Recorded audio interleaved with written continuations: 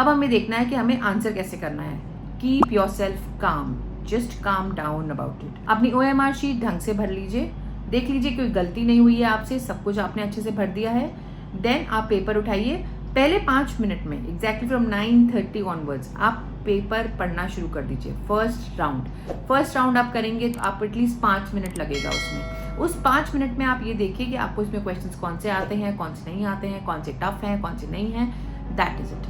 अब आता है हमारा round 1।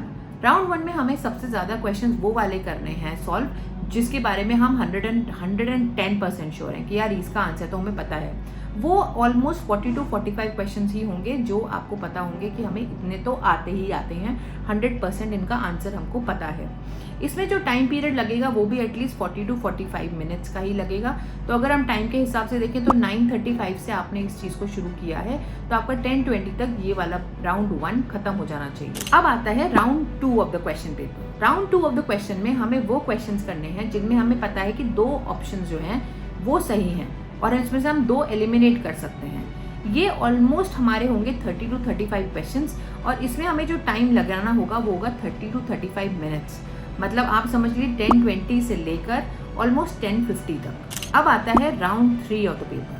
Round 3 of the questions में हमें वो क्वेश्चंस करने हैं जिसमें से हम 4 ऑप्शन में से सिर्फ एक आंसर को एलिमिनेट कर पा रहे हैं एंड हमें पता है कि हमें 3 में से हम सिलेक्ट कर पाएंगे।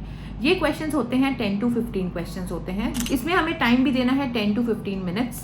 तो हमारा टाइम हो गया 10:50 से लेकर 11:10 तक जो हमने इस पार्ट को टाइम दिया। लास्ट के 20 मिनट बचते हैं तब भी आपके पास फ्रॉम 11:10 to 11:30 जिसको हम एक्चुअली रिविजन में लगा सकते हैं और हम वो वाले क्वेश्चंस कर सकते हैं या हम ट्राई करने की कोशिश करते हैं जो बहुत ही ज़्यादा हार्ड है।